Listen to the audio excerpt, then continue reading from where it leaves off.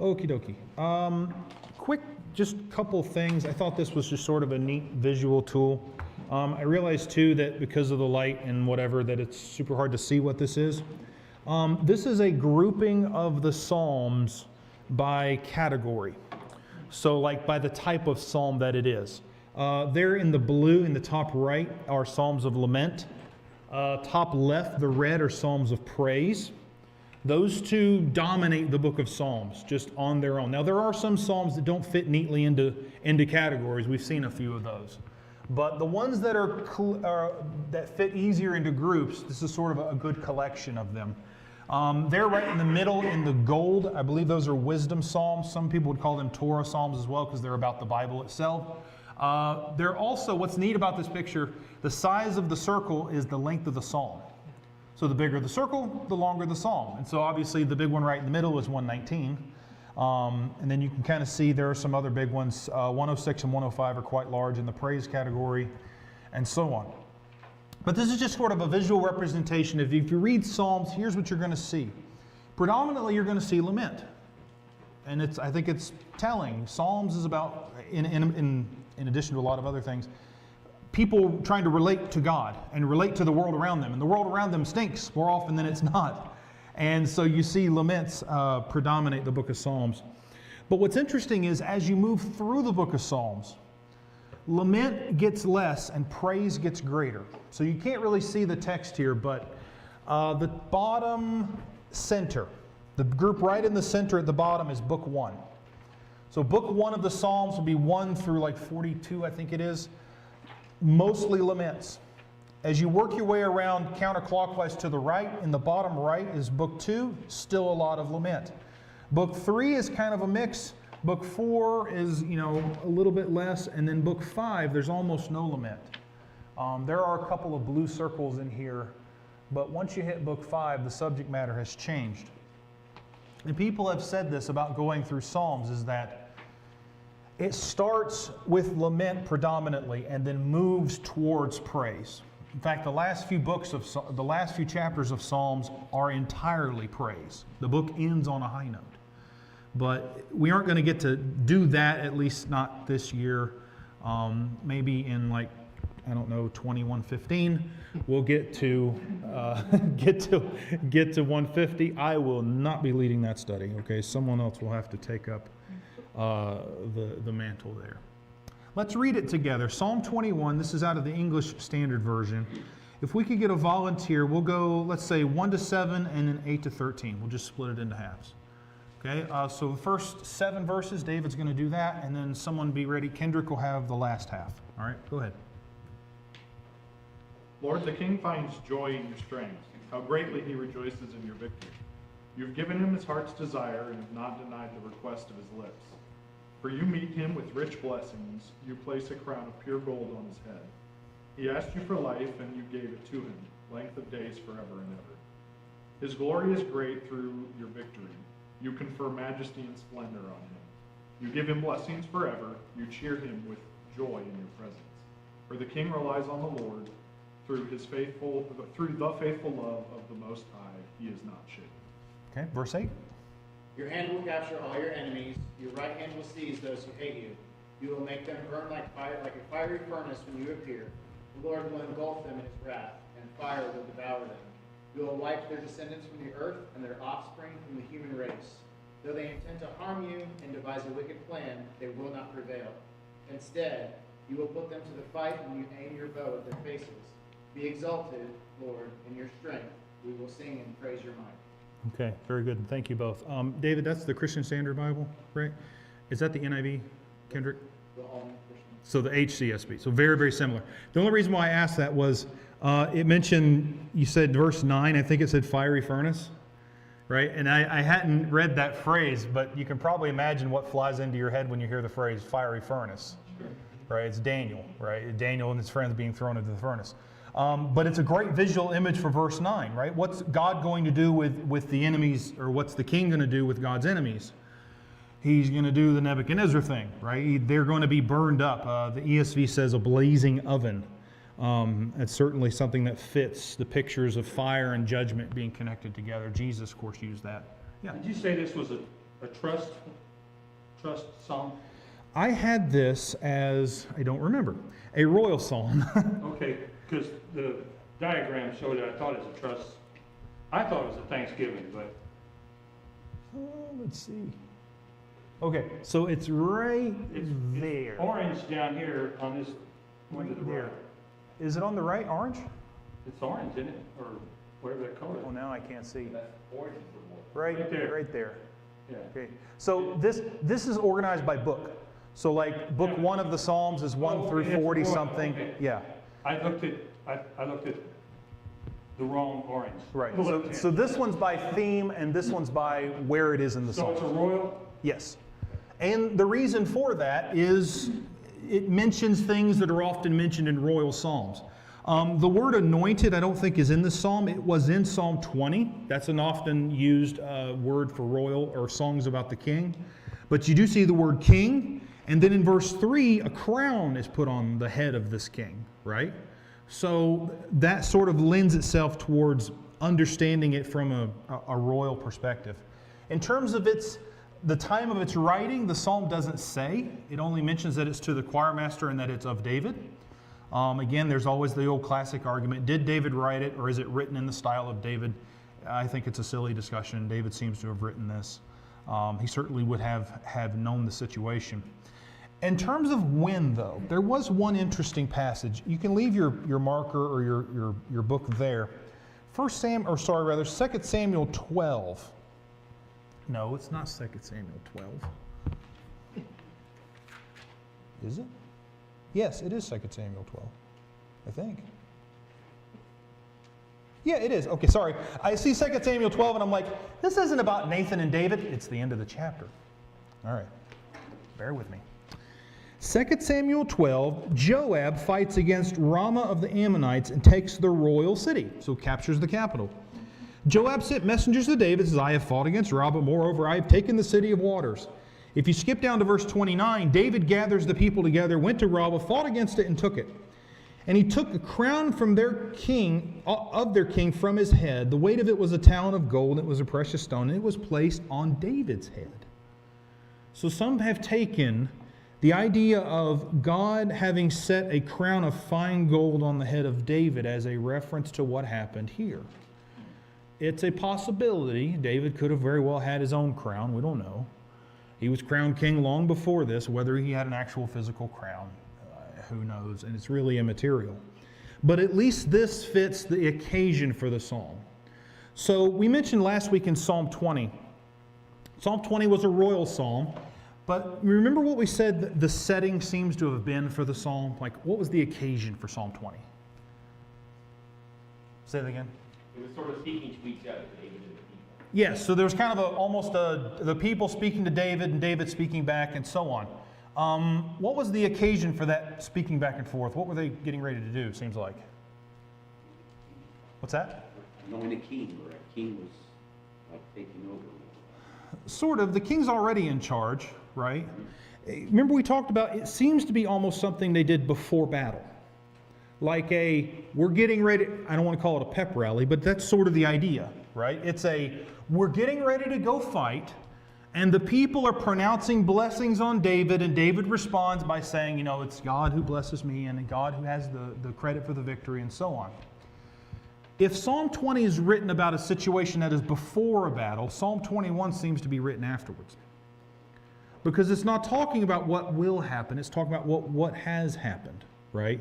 You have, and let me give you another couple of links. In Psalm 20, look at verse 4. Right, this is a good way to kind of see this before and after. Psalm 20 and verse 4 says, may He, talking about God, may He grant you your heart's desire and fulfill all your plans. So the people speaking to David say, we want God to do what is on your heart, what you have planned to do. In our psalm tonight, what happens in verse 2? You have given him his heart's desire. It sets it up to where 20 seems to be before some kind of conflict and 21 seems to be afterwards. And 21 is like a celebratory hymn written after the victory has been won. And 2 Samuel 12, the end of the chapter, might be a good candidate for the specific victory. Again, we're speculating a little bit. Let's talk about the structure of it before we go any further.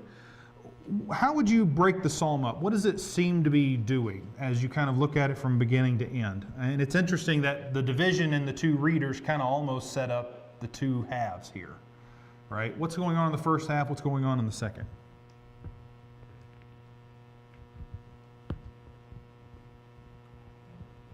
What's that? Sort of what you have done, what you will do. Okay, there is some of that, I think so. What has happened and what will happen, right? Because the 1 through 7 seems to be written in either past or present tense. Verse 7 is kind of present tense. Okay, yeah.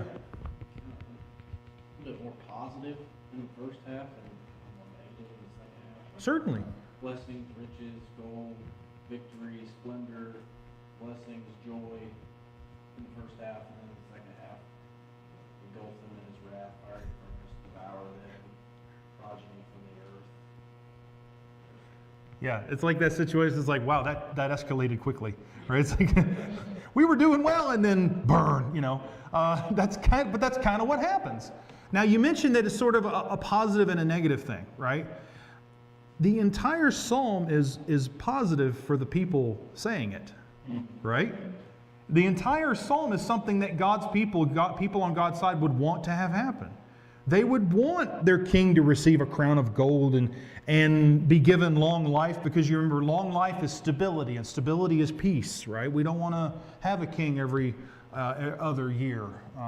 We've sort of done that, but for its own reasons, I understand why. But then in verse 8, we also want our king to annihilate all of our enemies, right? We want him to be victorious. And so you kind of see that transition between the positive-ish sort of words and the negative, more negative ones down at the bottom. It's only negative if you're on the wrong side, right, of the thing. And I think that's a good way to sort of break up the psalm. Verse 13 is the only sort of outlier, right? Because 1 through 11, like Thomas said, we have rejoicing, salvation, length of days, splendor, majesty, blessing, joy, all those things, trust. At the second half of verse 7, there's your word hesed, or steadfast love, or I think David's version says faithful love, which is perfectly fine. But it's that word for God's covenant relationship with his people. And then you get all the negative-ish sort of words. But verse 13 changes, right? Because I'll show you what I mean. Verse 12, you will put them to flight. You will aim at their faces with your bows. And then be exalted, O Lord. So we were talking about the king, and now all of a sudden we're talking to God again. There's that final verse in 21, which is sort of a praise of God and the people's, what they plan on doing about it. They want God to be exalted in his strength, and then they're going to sing and praise, right? The one thing they knew to do that was appropriate is say thank you and be happy and celebrate, right? Praise God for what he's done. A few things to notice. Oh, yeah, I'm sorry. I was going to say the first group has salvation, which is to be given to all. But the second group doesn't want the salvation. They don't trust in God. And they become an enemy to God. And they'll get judgment for that. They still have that hope. We learned that through the New Testament. Everyone has hope. You know, and that's our goal here on the earth, is to bring heaven to earth so we can help those that are enemies to our Lord and to come to God. So they have that salvation. There's always hope. But if they get to the end without salvation, then there is no hope. Yeah, the There people is no God for them. the people have a choice as to how they're going to relate to this God, right? And to those who've related to him positively or on his side, everything's great. But for the ones who haven't, it's the total opposite, right? As good, however good verses 1 through 7 is, 8 through 12 is just as bad, right? It's not like, well, you know, we just kind of, they're not next to each other. They are divergent. They're moving away from each other. A couple things. I don't want to talk forever about the neat stuff in the psalm because we'd be here for days. A couple things to notice. Verse 6, I don't know what it says in your Bible, but at the end of verse 6, it says, you make him glad with the joy of your presence, right? The ESV says, And then in verse 9, you will make them as a blazing oven when you appear. Now, I don't know what two words are used in your translation of it. In the original, they are the same word, because the word for presence and the word for appear both refer to someone's face. It's literally more like you make him glad with the joy of seeing your face, right? Or God noticing, or God paying attention, right? The idea of turning the face to something. But then in verse 9, it's the same thing, except a different effect. God's face, when he turns to his enemies, is a destructive force. And I thought Motyer, in his commentary, put this well. He says, what's life to the king is death to his foes. It's not a different God. Or even, God has decided to be good over here and bad over here. God doesn't change. It's the same God, but two different effects based on whether you're his people or whether you're not his people. And I thought that was just a really good way of putting that. I don't know the meaning of it. I'm curious your thought, but in the New King James in verse 6, your presence, your is capitalized, which would give me the first thing I think of is Jesus. Yes, I think it's, the capital letters they didn't have in Hebrew, but I think it's appropriate to say that's God, right? I think it's definitely God. Your presence, it's not, you got to follow the verse, right? You make him most blessed forever. Well, the you has to be God, right? And then the same you at the end of the verse. You make him glad, that's God, with the joy of your presence, that's still God. So I think it's definitely correct to say that's God. Whether it's capitalized, it sort of depends on your translation. But it's funny, I can't write the word God without capitalizing. I feel like it's not reverent to do that. I have more scribbles in my notes when I just so happen to write your or his or whatever. If it's referring to God, I always have to scratch it out and put the capital. Yeah. I do that every time. Yeah. But it's small, and who would ever know? But I would know, and we're not dealing with someone which I want to take chances with. Anyway, I said something kind of similar to that already. Okay. Now, the things you see in verses 1 through 7, if you look outside the Bible and you look at writings from kings in the ancient Near East at this time, the stuff you see in the first half of the Psalm, pretty common. Okay, the Israelites were not the only people who ever talked about their king in the way Psalm 21 does, right? You might say they're the only ones with the license to do so, or the only ones where their work is preserved as this is, throughout time, but I just found it interesting. This was a quote from an Assyrian king, and the blessing that's pronounced on him was, distant days, everlasting years, a strong weapon, a long life, many days of honor, supremacy among the kings. Grant to the king the Lord who made this offering to his gods. It's the same kind of language, except it's not the same kind of God, right? This is made to the gods, whichever gods the Assyrians had. But it's interesting that this writing has survived, but the blessings that doesn't seem to have held up.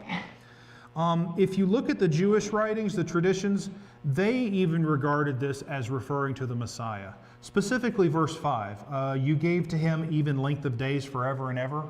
They looked at that and they went, even the Jewish commenters looked at that and went, yeah, that's kind of too big for a king on earth, or at least one of our kings. They're all dead. By the time the Talmud comes around, they've been dead a long time. So this has got to refer to the Messiah, right? There are elements of this that point strongly to him. But the Christians realize that too. The Christians, realizing this after Jesus, said, there's a lot in this psalm that refers to Jesus. There are many things that seem to point directly to him, not just the length of days, but the being crowned king and the king's trust in God. Jesus' faith would have been perfect, and so he trusted in God. And in the strength of God, the king rejoices. In the Middle Ages, a Jewish rabbi, the acronym for his name is Rashi. It's Rabbi Shlomo something or another. Very famous commenter from the Middle Ages. In his commentary on Psalm 121, he actually said this: our rabbis interpreted it as a reference to the King Messiah, but it's correct to interpret it as a reference to David himself as a retort to the Christians who found it in support for their erroneous beliefs. In short, this makes too good of an argument for the Christians, so it can't be about Jesus. How convenient. This is in his work from the Middle Ages, which I just thought, that's one way to do it, right? It's too good for the Christians, so we gotta dispense with it. It obviously didn't work.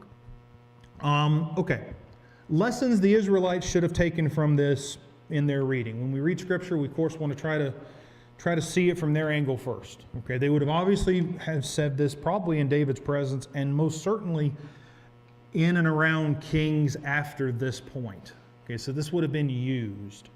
But what would they have drawn from it? What lessons would have been impressed on them from the psalm? Right? We want to always try to read it from their angle first.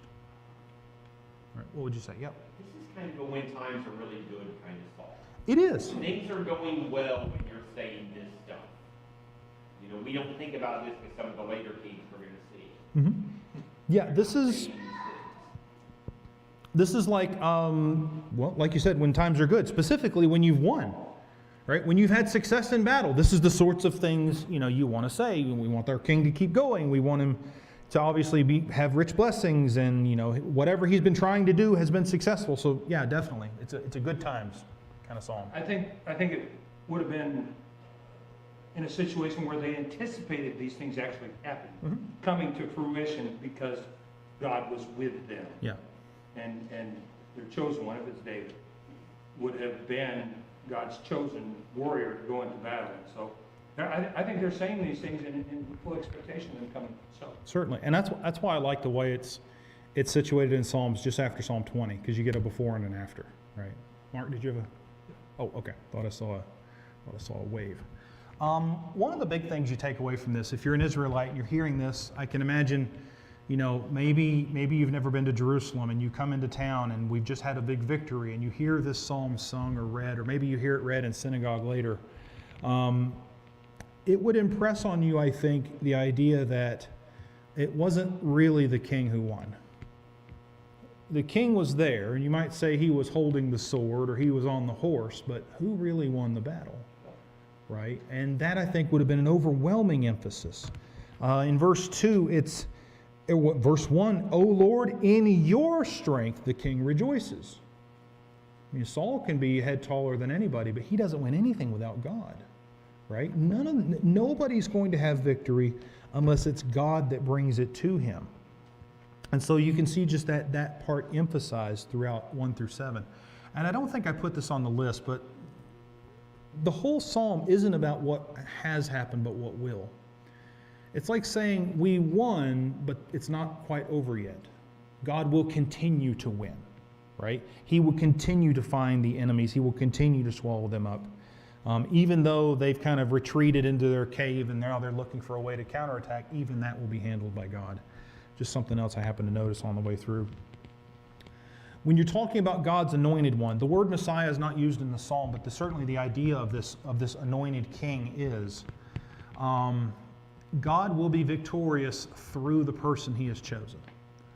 Okay, that person is kind of the vessel. He's the instrument. He's the tool, the weapon in God's hand. And when God wields that person, he accomplishes God's will. Right? And so that idea of connecting what God is going to do with his anointed one, that's been true for a long time when you think about the prophets, but now we have the kings, right? The people who kind of do God's will on a political level or on a national level as leaders. This person God chose to be his instrument, his weapon in the case of warfare. Not the first time either. Back in Psalm 2, there were lots of connections back to Psalm 2. But Psalm 2, specifically in verse 1, the question is asked, why do the nations rage and the peoples plot in vain? In Psalm 21, in verse 11, though they plan evil against you, though they devise mischief, they will not succeed. It's the same point in Psalm 2, right? The evil are disputing and really scheming about how can we get rid of God's rule over us, and God laughs at them. And then he warns them about his anointed. My anointed king will carry out my will. Yeah. I just thought by the time you get to the first century, the Jews had spent 800 years trying to get back to this. Yeah.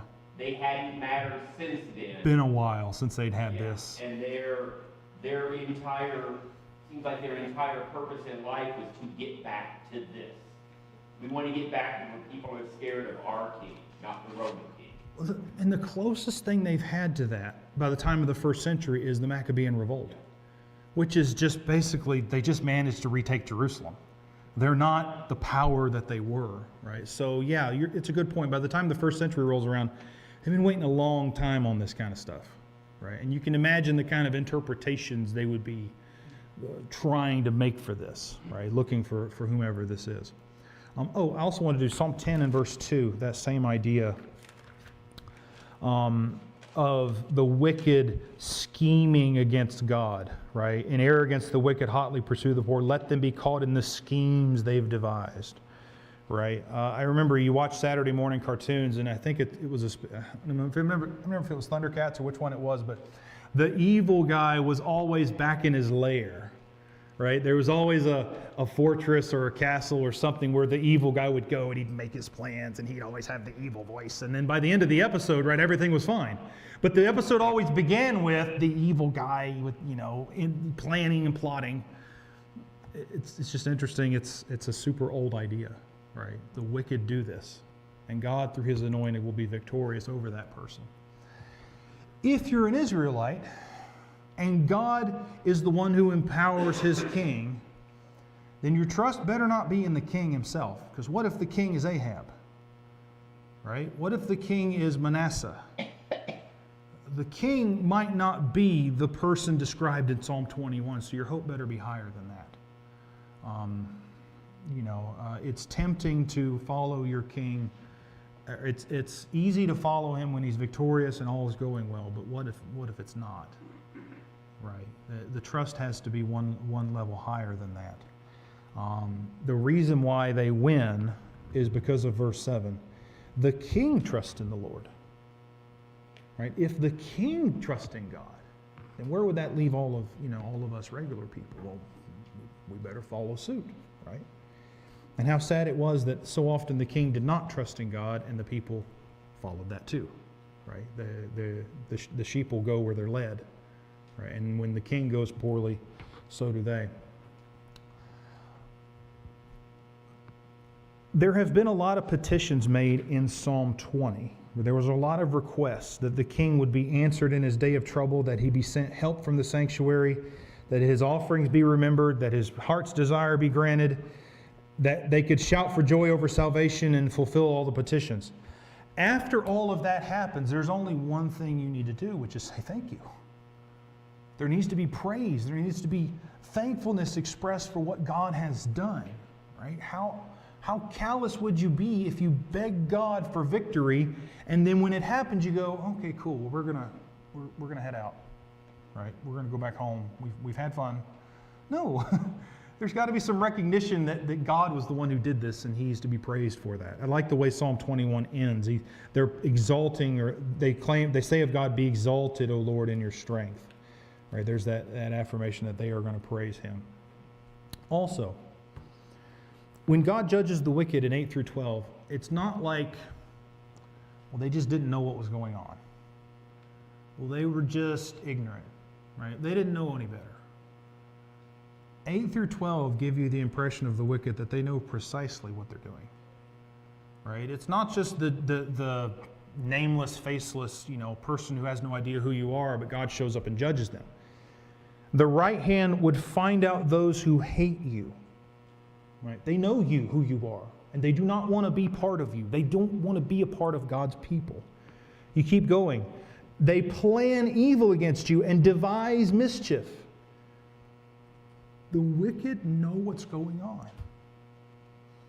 So God's judgment of them isn't capricious. It isn't, random. It's in keeping with their decision to defy Him. Right? Yeah. But wouldn't you think they would know that the Israelites' God was powerful, but they wouldn't realize how powerful He was until they faced Him in battle? And I think it's a rough time to find out. But Yeah. I think there's many folks found that out. And knowing his power and still not doing anything about it is even worse, right?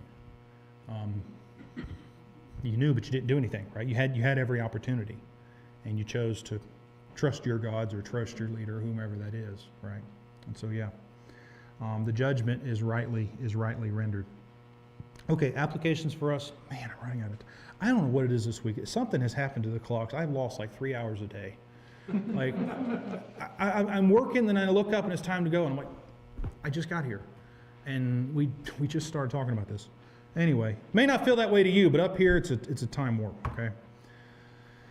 The idea that our victory is not our own persists in the New Testament, right? This is exactly the way we should think about Jesus.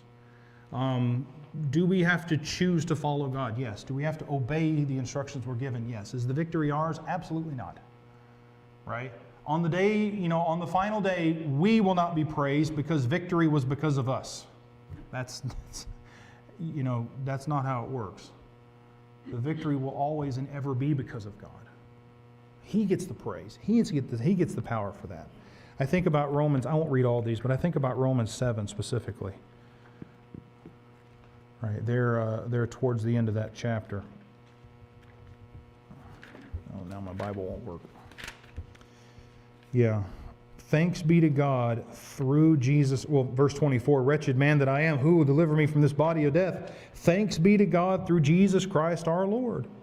Right? There's this affirmation that it's God who does these things. 1 Corinthians 15 makes the same statement after Paul defends the resurrection there, and you can see it all throughout. Right? When victory is had by God in the end, it will not be because any of us were so good that it was owed us, or that there were so many of us good people that we just tipped the scale the other way and we won. Right? That's not how this is going to work. It never worked that way for Israel, and it doesn't work that way for Christians. God is the one who gets credit for the victory. The sooner we figure that out, maybe the quicker we get to be humble and right before Him. I was thinking about when you were asking, interpretations from the Israelites, Mm-hmm. and also kind of application to us. I couldn't help but notice when you read verse 11, it said, "Through the plots of evil though they plot evil against you and devise wicked schemes, they cannot succeed." And it made me think of like Psalm 1. You understand, you see God's consistency when He talks about the blessed man, right? That He's like a tree planted by streams of water, yields its fruit in its season, its leaves do not wither, and whatever He does will prosper. So again, like, that's charging us the same, that if our faith is in Him, we're planted by that river of water. That is our success. Though we look at it in a worldly perspective, what success is. This is what true success is. And it starts off in verse 4, not so of the wicked. Mm-hmm. It just reaffirms that God is faithful, God is just, you're either with Him or you're against Him. That's the Yeah, and you can plan and devise as long as you want. It doesn't work. You're playing chess against a God who can do abundantly, exceedingly above all that you can ask or think, right? You're not. I mean, he's playing a totally different game, And there's no scheme or plan or contingency that's going to account for I'm not on His side in the end, right? It's the person, like you said, who's aligned with Him that succeeds. So see, by the time you get to 21, it's sort of like what you see in the book of Revelation. God has already won. Mm-hmm. All we're doing is picking what side we want to be on. Mm-hmm. Because God's already won. Yep, that's exactly it. I mean, it's God's not going to be stopped. It's a matter of whether you want to be on the train or not, right? I say that sometimes. The train keeps going, but you have the choice whether or not you're on or off. You're not stopping what's happening, but you got a choice as to what side of it you want to be on in the end. Which is the reason why, when it gets to its destination, it's not because you were on the train. It's because He was running it the whole time, and you were there with Him, and you get to say thank you for eternity, and that's okay. Right? If there are no golf courses in heaven, we will all be all right. Okay? Because one, golf's terrible, and two, we got other stuff to deal with. Right? We got other things to worry about in heaven. We have an eternity to thank God for who He is and what He's done. I can't think of something better than that.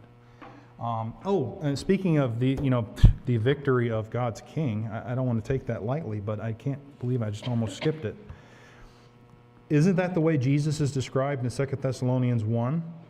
Right? When the relief is given to those who are afflicted, verse 7 of that chapter, and then Jesus is revealed from heaven with his mighty angels in flaming fire, inflicting vengeance on those who don't know God and those who do not obey the gospel of our Lord Jesus. They'll suffer the punishment of eternal destruction. Right? And I'll get to the connection to Jesus in a minute, but Psalm 21 verse 9 describes God finding his enemies, his right hand finding those who hate him, and he's going to turn into a blazing oven when he gets there. Right? That same exact language is used to describe the arrival of Jesus, where he comes and in fire judges those who do not obey the gospel. They are destroyed. Even the word there in verse 9 of 2 Thessalonians 1, they suffer the punishment of eternal destruction. They don't get to be part of God's people because they didn't choose that beforehand. And the reason for that is the same, right? The people in Psalm 21 had the opportunity and decided no. They planned, they schemed, they chose to hate God and his people. The people in 2 Thessalonians 1, what have they done? They don't know God and they don't obey the gospel. That's a conscious decision to turn away. And just like it did in Psalm 21, judgment rightly falls on them in 2 Thessalonians. They've had the opportunity and they've spurned it.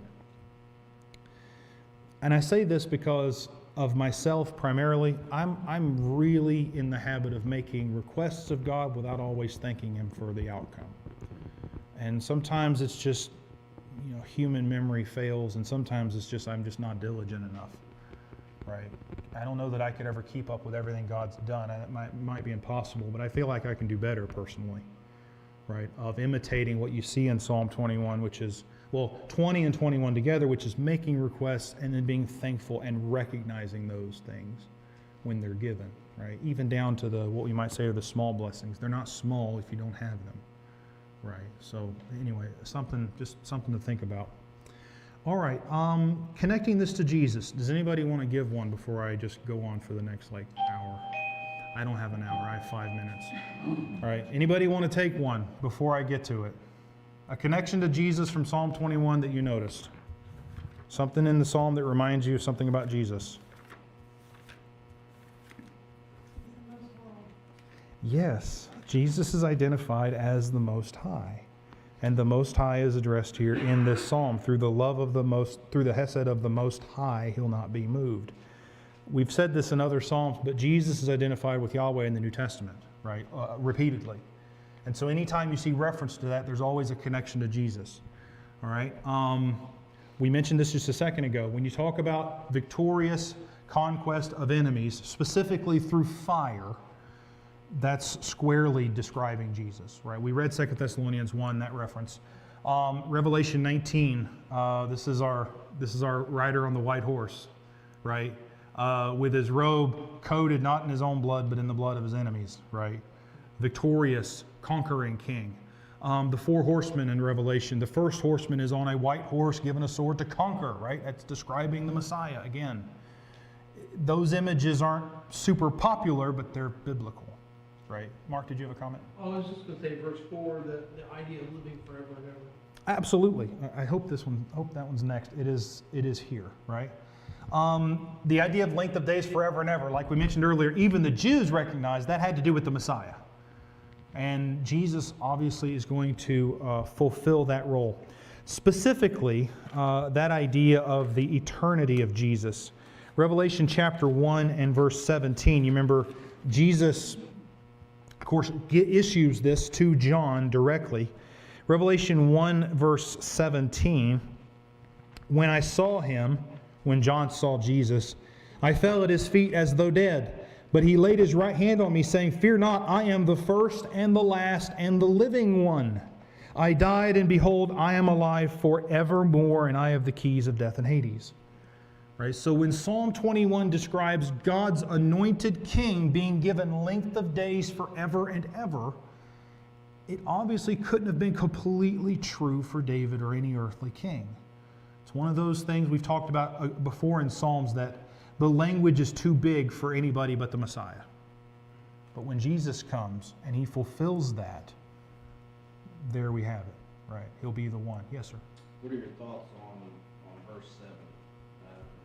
The king relies on the Lord, obviously, we talked about mocking the king of the Jews. Mm-hmm. So there's, obviously, the same but different here, the relationship of the king to the Lord. And I just thought, as it continues in through that faithful love of the Most High, again, we're referencing the love that God has towards Jesus. Right. And then that strength, it says that he is not shaken.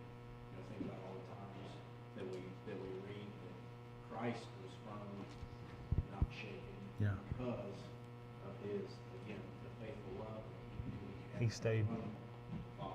He stayed with God. Exactly right. It's one of those things where Jesus gets to play both sides here. But in terms of the king trusting in God, this is Matthew 4 and the temptations, right? How does Jesus respond to each of the temptations of Satan? By quoting Scripture. Specifically, man shall not live by bread alone, but by every word that proceeds. As a human, he demonstrates perfectly trust and faith in God to empower him, to strengthen him, to do the things that he needed to do. And then you got the other side of that. Through the steadfast love of the Most High, Jesus is described as being beloved of God. Right? So he's, like all of us, he gets to be that, he gets to have that relationship with the Father. So it's just, you just stir it up and he's all over the place. Yeah. You think about in verse 3, when he talks about the crown of fine gold, and I compare it to the You've been reading my notes. That's the next one. There it is. yeah. We know of any passages where Jesus has a crown on? Yeah, it's Revelation 6. The description of the 4 horsemen. The first horseman, the rider on the white horse, same one as chapter 19, is given a crown, and he goes forth conquering and to conquer. Right?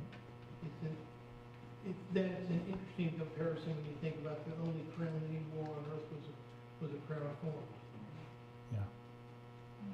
Yeah. Little did the Romans know how right they were, right? And if they did, they'd have never done that.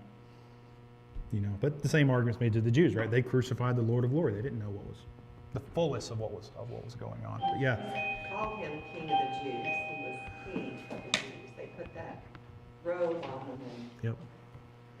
He is the one. And one last one, I'll just give you this. So the king in Psalm 21 was made glad with the joy of his presence. The joy of his presence, the presence of God. It says of Jesus in Hebrews 12:2, Jesus for the joy that was set before him endured the cross. And then what happens a little later in that verse? He's seated at the right hand of God. Right?